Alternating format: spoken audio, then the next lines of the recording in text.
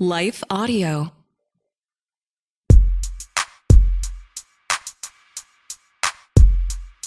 Today I'll talk about that. John doesn't remember a popular clothing brand and almost falls for a piano scam. Meanwhile, I nearly have a wardrobe malfunction and argue that your blue jeans don't belong in the freezer. Plus a conversation about the courage it takes to hope and why the next generation may actually be getting tired of cynicism. Today's episode is not sponsored by Bed Bath & Beyond, when life hands you linens. But first, a word from our actual sponsor.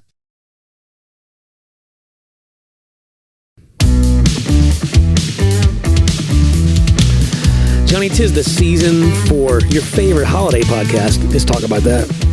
We're coming up on it. Yeah. This is, it's fall, y'all. Yeah. I've got a little bit of problem with the seasoned fall beverages, the hot drinks, trying to get myself off of them. I've been using the pumpkin patch.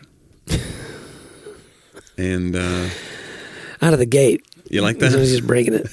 See, if I'd have said that, you'd be like, boo. No, it's a funny. That's clearly a silly. But I do it in the show sometimes during the little Johnny's joke journal. Yeah. What was the joke I sent you? I sent you a joke. Yeah, you sent me one. It was something about the only thing flat earthers have to fear is sphere itself. Yeah. Sphere. That was great. Sphere's a tough one. I like a good wordplay. Yeah, that's a fun one. I got a few of those today for joke about that. Oh. Well, we call that a tease in the radio biz. That's a little bit. Look forward to that, everybody. Right back after this. No, it's too soon for ads. Too soon. By the way, if you wanted to get ad-free content, how would you do such a thing, John? You got to talk about that podcast.com. That was almost an ad about ad-free content. Yeah. That we just... That was like Inception. Yeah. It's a trick. I watched a video today about something. It was Jason Pargan, who's fantastic. Probably my favorite content creator. Well, thanks a lot. He does these very thoughtful think pieces about social media and popular culture. He's an author as well. So just basically he is. He's everything you're not, John. He's everything that I'm not. He's you, but like good. No, Smart. I'm just kidding. No, but he's great. But he did a thing today about how he said if I could warn the next generation about what's coming, it would be a special kind of propaganda. And he was almost like half winking, but he was also saying like, it's really happening. He said basically, he was giving the examples of like product placement in movies. You're going to see it still, but people act like they're doing it ironically while still doing it. And he was giving the example of the Deadpool movie where they basically drive the getaway car, but it's a Honda Odyssey. Uh-huh. So basically Honda Odyssey offers them a lot of money. Right. Hey, can we put a Honda in your movie? Like, we're not doing that. It's Deadpool. And then they go, hey, let's do it. We'll make fun of it the whole time. So this huge fight scene in the Odyssey, it's this whole thing, and they total it, and they do what they drive it through a forest, and it's this whole thing. But the whole time you're seeing a Honda Odyssey commercial. Yeah. And basically it was this idea that, and he gave this very not so subtle dig at Elon by saying like, there will be a billionaire who will convince you that he's not like the other billionaires because he's trolling the other side just like you are. Yeah. And he was like, so you'll get it. It's interesting, but I do think that there's a way, like there are people who think they're too cynical and too jaded to fall for it. Right. And there's a special kind of propaganda that's coming for you that's going to make you think you're in on it. Mm-hmm. Like you're not a mark, you're in on it. Right. And you go, yeah, I could never fall for that. Like, I don't know. Anyway, I don't know why I thought of that. Getting people to fall for the fact that they think they never fall for it. Yeah. Yeah. Yeah, what a bunch of like you just convince yourself you're not like the other losers, and we'll just all side up together. But it won't happen to us, John. I know I'm not like the other losers. Right. I am my own kind of loser. You're a unique loser in your own way. As a loser, I think I stand head and shoulders above the other losers. I had a moment this weekend, John, a moment of reflection. Well, no, it's one of those things where you go. I talk about it in my show about how God will kind of humble you. There's times when you just go like, oh, I probably needed that. Like I had to tell a story, and I've told it on the podcast when it really happened, but now it's in the show about how I was wearing a snap shirt and the snaps just tore open on a door. Like I walked through a door and the door caught and it caught on my thing, and I flew into the lobby with my shirt like wide open, and I grabbed it like an old woman with a rope. Oh my. And I tell the story of like, peekaboo, here's Johnny's nipples. And I wasn't ready and they weren't ready and my nipples weren't ready. But it's true. It's a true story. But I do think there's something so grounding about a wardrobe malfunction. Yeah. And I had one this weekend, or a very near one. So we're walking to the airport, and I'd done a whole weekend of shows. My wife's with me. She's the best, by the way. She's become such a road dog now. Yeah. Like I can just be like, here's the 3 bags, go check us in. Like I just throw huge like I'm going to the bar. Yeah. Whatever. Huge situations. I'm going to go to the Sky Club. Sorry, you can't get in. But no, so we're walking and we're trying to make we're walking like the Charlotte Airport's insane now. The place where they have the lone Southwest terminal, because it's not a Southwest hub. Yeah. So they're like Southwest, it's like A42 and you just walk 10 miles. Yeah. We're walking on the little conveyor belt. You know, it's like you're in a factory that makes lazy people. So we're on that conveyor belt. And she goes, something's wrong with your pants. I go, what? She goes, there's like a discoloration on like where your butt is. I go, what do you mean? Like it's tearing? She goes, no, it's not torn. I go, well, what is it? You're just trying to make me self-conscious? And then she kept, I go, stop looking at my butt, lady. I had to shout it out in the airport and make it look like she was harassing me. So we get home and I took off my jeans to put on my lazy time sweats. Yeah. And I look at these jeans, and there is a blue, like it's a darker blue, right along the seam of what you would call the butt of the jeans, the crack, as it were. And I like hold it up. You know, these jeans now, even men's jeans, they're basically half polyester. It's like a stretchy spandex. So it had started to tear all the way down, like it's a 1 foot tear. But it's holding on by just the Lycra. So you can like see through it almost. It's like a pain, a little pain of like, hey, one false move. And can you imagine like in a show, like I didn't have an extra pair of pants. That'll derail a weekend. It will. It'll be in your head forever. Like that you don't come back from that. I think that's when Jonnie retired. Like that's the important thing about comedy is that you don't really understand about comedians is we seem like we're in control. That's the illusion. That's the only reason I would get up in front of people is if I'm controlling why you're laughing. Yeah. If I thought you were laughing because my fly was down, I will never get on stage again. Yeah. I won't be able to handle it. Yeah. And that would have been a once. So cut to, I get home, and last night, I don't know if you saw the email that we got from a listener. She's a longtime podcast listener named Colette Groves. And Colette's been a fan of the show and a fan of my comedy for a few years. She sent us several notes. She sends comments on Facebook. She's fantastic. Well, she came to the show in the last show I did, which was on Friday night in Greenville, South Carolina. Okay. So she sends a message. Hey, she was front row. Thanks again for an awesome show Friday night in Greenville. My daughter and friend cried all our makeup off. Laughy face emoji. I hope you and your wife got to enjoy our beautiful city. Thought you might enjoy this action shot from the show. Well, I do this thing. You know, I don't have a lot of action in my show. You've seen the show. I've seen it. But one thing I do is I do an act out where there's a night terror I'm having, and I do a kick. Right. I kind of have the Bruce Lee. A face, a shirt, skirt, shoes, like a shape of person. I'm like, hey, and I do this like karate move. Yeah.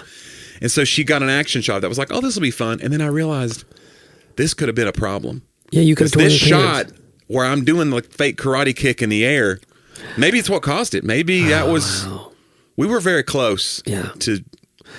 Well, there's a lot of pressure in those pants. You know what I'm saying? That's what I'm saying. Think about the pressure that scene was under. That was only like a month old pants. And I'm not trying to pretend that I'm not putting stress on these pants. But still, a month old pants should have held. Yeah. I mean, it's not like I'm washing these jeans every day. You don't wash jeans. I kind of washed them in a month. Have you heard of these people that don't wash their jeans? I have heard. Like there are people that go, it's bad for jeans to wash them. You put them in the freezer. I have not heard that. Yeah. Did I bore you with my story, John? John just yawned. Like it just hit me. Like, oh, great story. Putting jeans in the freezer. Sorry, John. It's been a long day. Good grief. What time did you get up? It's fine. 6, but it's fine. 6? Yeah, that's every morning. Oh my gosh, John. I know. I couldn't do it. You got to do it. Anyway, there are people who put jeans in the freezer because it kills the bacteria. But what do you do if you spilled a whole cup of chocolate on them? Right. That's not doing anything. Yeah. Now you just got frozen. But do you have to wash your jeans or they get too loose? You know what I'm saying? I guess the new jeans, the new stretchy jeans. Yeah, they lose their shape. After a while, they're just hanging off of you like a skirt. But I'm thinking for old jeans, there are people who just put them in the freezer. I don't know anybody that really does it, but I've read it more than one place. Well, it was on the internet. It must have been a reliable source. I'm going to have to look it up. You vamp for a second. So anyway, guys. John, I'm telling you, people are putting jeans in the freezer. Hang on. Jeans in the freezer. We always get in trouble with people who say like, you should look stuff up. You know what, guys? We are. Putting jeans in the freezer does not kill them or clean them or kill bacteria. Or kill them. Or does not kill them. Don't kill your jeans, you guys. There's a whole Reddit thread, observations about freezing your jeans. It takes the smell away, I think is what people are saying. It kills but then it puts that smell in your food. Yeah. It's like, it's the opposite of the Arm & Hammer box. Maybe you have your own separate jean freezer. Right, you buy a chest freezer just for the jeans. A jeezer, we call it. A jean freezer. What is going on? Levi's CEO on CNN.com, do not put your jeans in the freezer. But again, this is Big Gene trying to get you to wash them more so you wear them out. Big Gene. It is. Big Gene was also my high school bully. Yeah. He was not nice. I remember he used to take me and put me in the freezer. That guy. Come on. Shout out to Big Gene. We made up since then. That's good. You know, you let bygones be bygones. This is how I feel about me and Big Gene. And Big Gene has to be stopped. Watch this be a jeans ad. Guys, let's hear from a few of our sponsors and hope that one of them is Bugle Boy.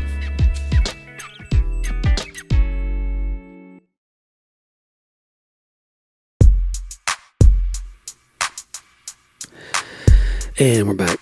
Yeah. What do you think? What is Bugle Boy? Remember Bugle Boy jeans? I don't. Are you serious? I don't remember Bugle Boy. You don't remember Bugle Boy? Are they still a thing? No. But like in the 90s, Bugle Boy jeans was a thing. Did they have Husky? Oh, maybe not. Well, that would have been definitely on the Husky side. Don't Bugle Boy, no. Where did they sell them, Johnny? In the mall. Oh, like the Knoxville Mall? John, you're only 5 years younger than me. You're making me feel really old right now. I don't remember Bugle Boy. Are you serious? I can almost guarantee you that the ad was not Bugle Boy.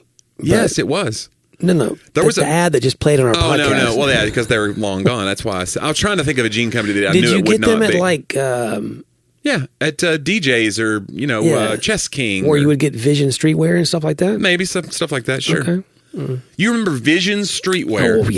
Oh, yeah. But you don't remember Bugle Boy jeans? I don't think... There was a famous commercial that played in the Super Bowl where a woman pulls up in a really nice sports car. Mm-hmm. She sees a guy standing on the side of the road in his jeans, and she rolls down the window, really attractive girl, and she goes, "Excuse me, are those Bugle Boy jeans?" And he goes, "Yes, they are." And she goes, "Thank you." And then she peels off and she leaves. So literally, she stopped in her tracks to talk to the guy. I vaguely remember that. So it made you think, like, if you wore these jeans, hey, some girl's going to stop and then drive away real fast. That's true. He didn't get in the car. Yeah. It's not exactly that sounds like a story. That sounds exactly like my life. Yeah. Like, hey, excuse me, what are you wearing? And they just drive off. Yeah. Hey, there's a tear in your... Hey, speaking of not remembering things. Okay. Apparently, last week... John had a little senior moment. I had no recollection of the Plato quote. This feels like the Iran-Contra hearings. I do not recall. I've been advised. I mean, it's been a lot of quotes. This is episode 335. Yeah. But this was like one that you'd used like 2 episodes before. No, it really was. It could have been Plato, though. See, that idea... It was the idea, because I remember I expounded on it at the time. Some people talk because they have something to say. Some people talk because they have to say something. You literally used that same quote twice. So. And I let it go because I was like, here we go. I don't think I truly let it go. Maybe I was trying to tell you something. Oh, that could be. Like, hey, how many times do I have to bring this quote before somebody starts listening? Yeah. The whole show could be canceled. If it really hits home enough, we're going to be like, we really like the sound of our own voice. We're done with this. Well, today, I don't think I've used this one before. Okay. This is James Lovelock. First of all, we got to set it up. We got to set up the segment. Oh, yeah, I got to set up a segment here. Oh, sorry. It's a little segment they talked about that. You're losing it over here, John. I know. Rookie.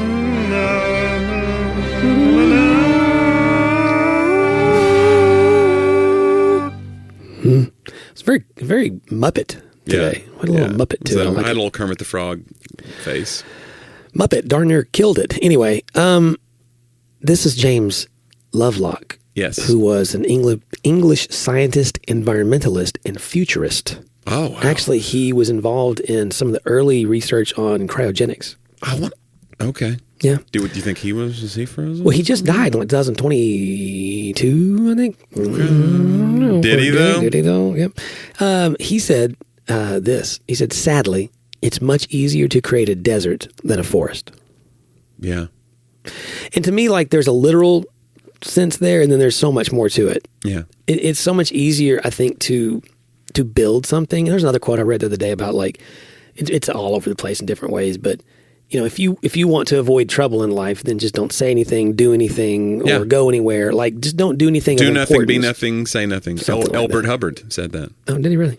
We were in Buffalo area, and they had his name on a plaque on the wall. I was like, was he born here? And he did live there for a while, and he was an American. And it made me think, I think I know one of his quotes, and it was. L. Ron Hubbard.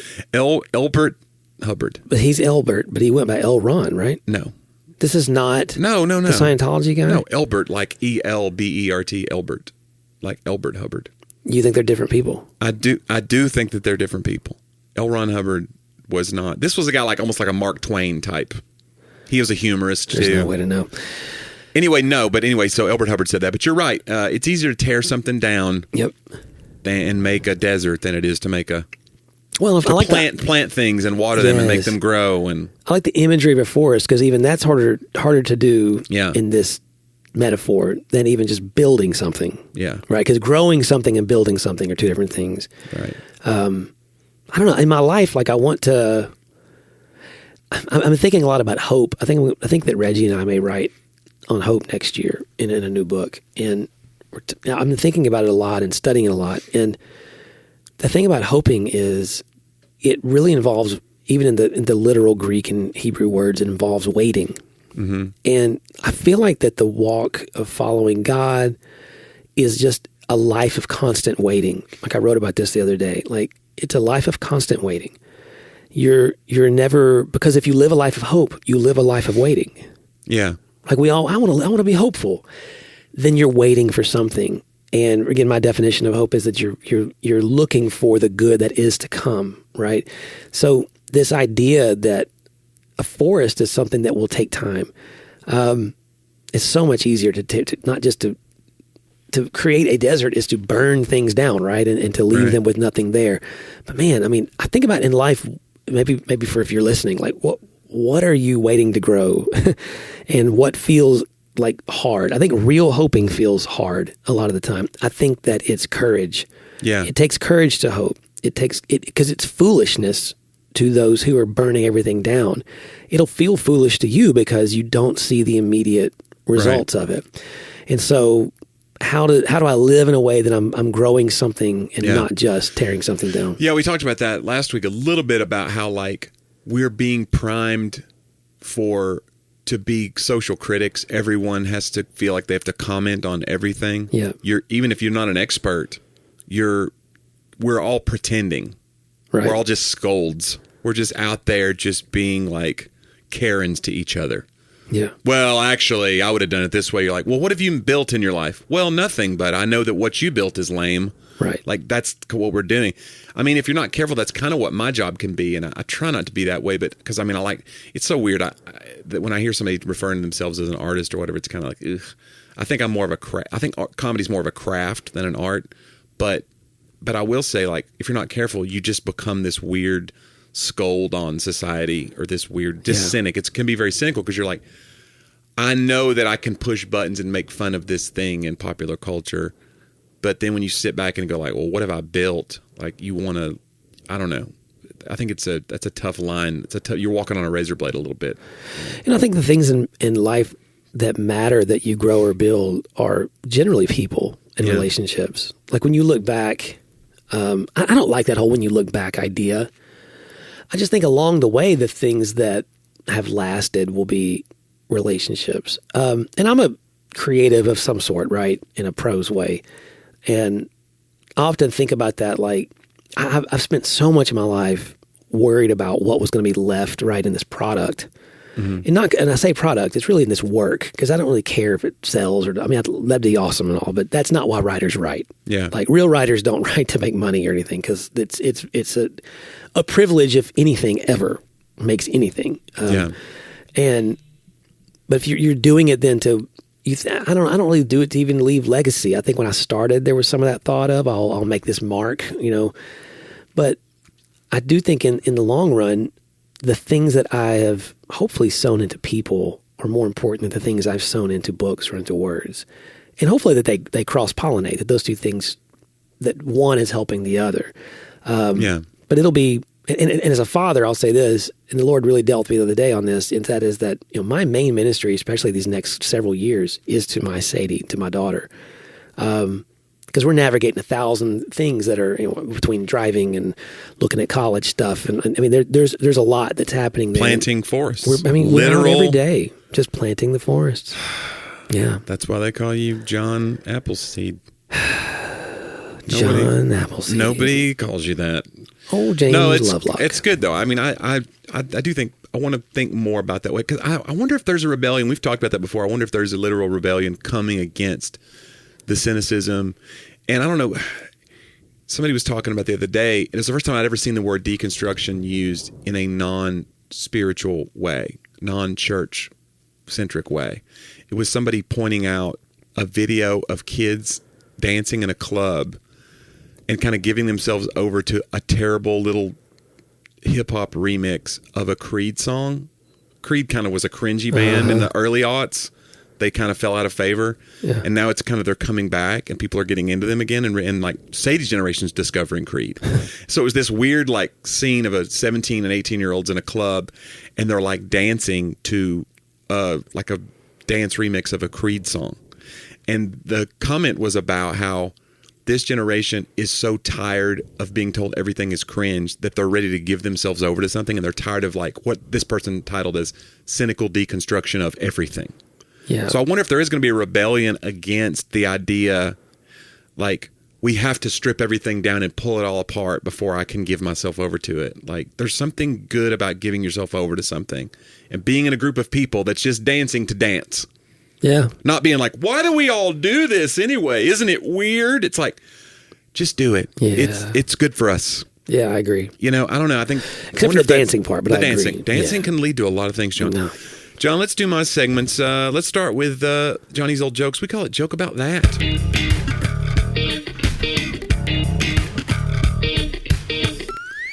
John, a father was washing his car with his son.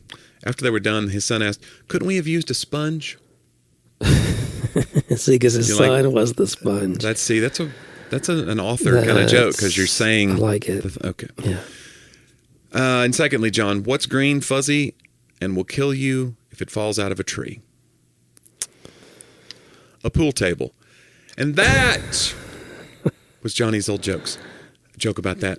John, this week in history, as we wind down the show, we call it Talk About Then.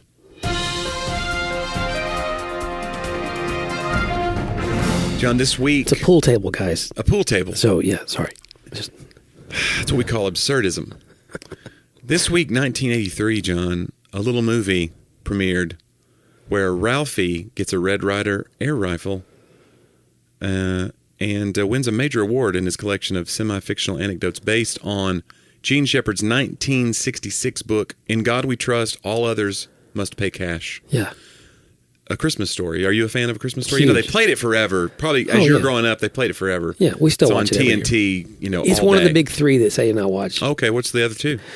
Christmas Vacation. Sure. And Elf. Okay, so no, It's a Wonderful Life. You don't go with a true class. I will watch it.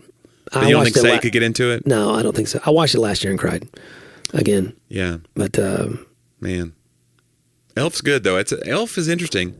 That one almost didn't get made. Yeah. Yeah, there was a lot of opposition to that one. Just like, is it too silly? Is it too whatever? Was Will Ferrell the right choice? Like, it was a tough one. I mean, it's just become it's a phenomenon. Yeah, I think the remake of the Grinch, the live action Grinch, has held up better than I thought it would too. When it first came out, I think I was comparing it too much to the Dr. Seuss cartoon that I loved so much as a kid. How can they make a 2-hour movie of this? Yeah. But I think the longer it's been out, I think I watched segments of it now and go, this is really brilliant what they did with this. And Jim Carrey, come on. Yeah. Christmas movies, I don't know, man. They're coming. It's the interesting thing. Like, if you make a Christmas song, your version of whatever, if Michael Bublé does It's the Most Wonderful Time of the Year, and it becomes a hit, you're going to get a truckload of cash for the every rest, year. Yeah, forever. If you make a Christmas movie that's a hit, that's why people keep taking these big swings with these Christmas movies. It's like, what else can we do with Christmas? Yeah. But people do it because they know if you hit, that's it. It is you are set for life. Yeah, because we need the tradition. Yeah. Right. We'll bring it back. Gosh. Over and over again. We need a Christmas podcast. Don't we? The people go, we need that again this year, exactly as it was. Okay. We need to do little mini episodes. Someone's got to think forward. That's me. John, this week, 1903, the Hay-Bunau, I'm trying to pronounce these names. The Hay-Bunau-Varia Treaty was signed. Do you know what that treaty was about? I do not. It established the Panama Canal Zone and the construction of the Panama Canal, allowing U.S. to maintain exclusive rights to the Panama Canal. The Panama Canal would officially open in 1914, but this was the treaty that made it possible in 1903, and they started the whole, which reminded me of my favorite palindrome. You know what a palindrome is? I do. It's something that's the same forward as backwards, like Bob or Madam, I'm Adam. Yeah. Some palindromes are full sentences. The longest palindrome is a man, a plan, a canal, Panama. Yeah.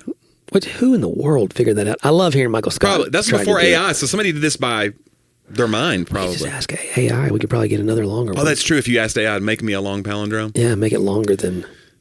Interesting. John, finally, this week, 1860, Ignacy Paderewski was born. He was a Polish pianist, composer, and statesman. He was the first prime minister, 1919 through 1920, of the newly independent Poland. And not the reason I included him today, because he resigned after 10 months of service to resume his concert career. So this guy made it to the top, what we would think, prime minister of Poland.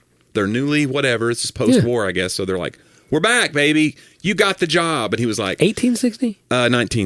1860, you're right, 1860. So this was pre-war. So, but he gets the job. He goes, you know what? I think I'm going to play the piano. Yeah. That's crazy, right? Yeah. You get the thing that you think everybody would want. This reminds me of what my mom said to me this week. Okay. She goes, what do you think about we all go to Hawaii and you get a job playing jazz piano somewhere and it pays for all of us to stay there for 6 months? And I was like, I love that idea, but I think you're overestimating what they pay jazz pianists. Yeah, it's true. No, so he was prime minister 1919 through 20. So when would that have been, war era? He was born in 1860. He was born in 1860, but he was prime minister 1919 through 1920. So he was old when he did that. Yeah. That 10-month period. Yeah, that's just after World War I. That's what I'm saying. So Poland's reestablished, newly independent. Yeah. He gets the job and then goes, I'm playing the piano. Dude, I think we should both. I mean, I could do that right now. Yeah. My wife would kill me. Yeah. Yeah. You had the prime minister. Because you're out here in ministry stacking these hundreds. Let me tell you right now. Oh, buddy. As we speak, John I'm turning in my wallet to page 100. I was at church yesterday and got to see John lay down. And you can find that on the archives of our website, thechurchatpleasantgrove.com. It's just churchatpleasantgrove.com. Just churchatpleasantgrove.com. Yeah. Not the word We're just. not the. There's another one and we hate them. No, I'm just kidding. Oh, with the bitter rivals. Yeah, I got to do St. Augustine. St. Augustine yesterday. That was good. It was a good mix of like old world Christianity with some scripture, and I liked the whole. It was like a little biography. Yeah, I really have enjoyed it. I've got to do St. Augustine, and then 2 weeks before that, I did Bonhoeffer. Yeah, and it kind of was all the things I love. A little history, little. And now you'll lay it all down to become a concert pianist. Well, someone has to do it. There's not enough artists in this world. Do you think Johnny. you could? Do you think you could do it? No. You know what? With some study? The other day, someone sent a message to the church saying they had a grand piano. Yeah. That their husband had passed away, and they wanted to give it away. And I was like, "Oh, I'll take that." But where would you? Well, you got a big living room. Well, yeah, we thought. My wife was like, "Look, if we got a grand piano, we'll move the dining room table." Whatever. Like she was all, just totally creative. She's imagining like a Norman Rockwell, like you sit around, like, you and Sadie sing songs by the fireplace. Yeah, I think. Well, yeah, and I was like, hey, yeah, let me know about it. And then it came back, and it was like I was being invited to speak in England again. Oh, it was had a that trick? Vibe. Oh. Thank you. My most beloved husband was. I'm like, oh no. And maybe she was just very verbose in her second email, but I didn't respond, and I haven't heard back.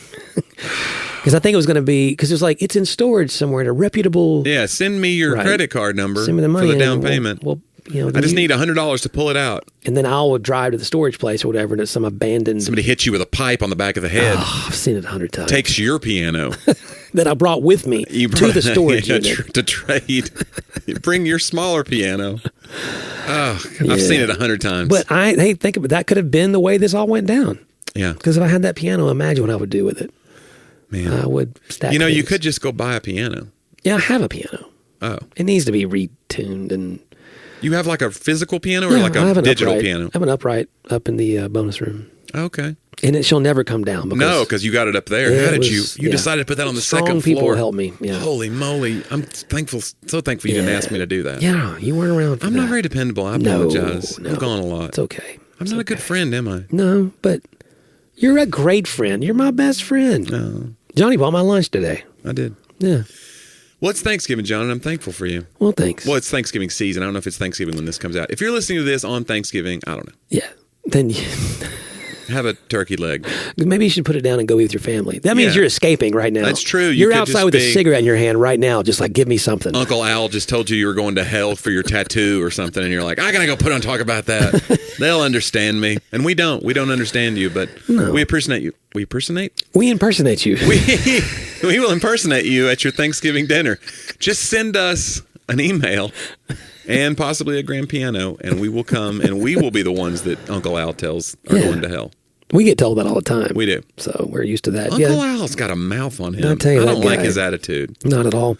You should check out Johnny's website, though, Jonnie, JONNIEW.com for new tour dates all the time. Tour dates. You know what we just added? Who? August of next year, starting in July through first part of August, I'm going on an Alaskan cruise. Oh. It's for fans of, hold on, I'm going to mess it up. What was his name? Polar bears. Oh, polar. No, but I'm doing an Alaskan cruise with Inspiration Cruises, and I've just been added, and so it's going to be fun. It's going to be a blast. So you don't want to miss that one. If you're interested in that's a very limited and expensive trip. You'd probably be better just getting tickets to something else. You know what? Just don't go. Just don't go. We'll edit this out. By the way, this reminds me of a story I have to tell real quick. We have to go. But I think it was the St. Louis Zoo. Yeah. St. Louis Zoo. And we walked up, there was a polar bear exhibit. Yeah. Because my wife's going to love the story because she says it all the time. And some little girl ran up and the polar bear was right there. And she goes, "Polly, I found you." Oh. And it was like, it was so cute. And also, how did she lose him? Like, he's in the polar bear exhibit. Was she lost? I don't know. We always wonder what the backstory was. Yeah. But she named the polar bear Polly. Maybe it was really like a white background in there, and he kind of blended into the walls, you know? He's like, whoop, he stands up against the wall. You just see two eyes. I don't know. You need a darker background in there if you're going to put a polar bear enclosure. Polar bears get lost. Zach Williams is the name of the artist. So Zach Williams, Grammy Award, blah, blah, blah. So he's great. And I did a cruise with him this past year. And they're having me back. We're going to Alaska this time. Wow. And if you're a fan of Zach's, which a lot of people are, he's fantastic. Yeah. And these concerts are great. And I do a little comedy before the big intro. I got to do a little... Got to get the audience warmed up. They don't need me at all. I don't know why I'm going. But what I'm saying is, somehow they do think they need me. And I'm very excited. And if you want to do that, JonnieW.com. Be fun. Yeah. Check it out, guys. Go to the website, talkaboutthatpodcast.com. Leave us a review. Send us an email to hello@talkaboutthatpodcast.com. We appreciate all the time you give us every week. Let's do it again next week on Talk About That.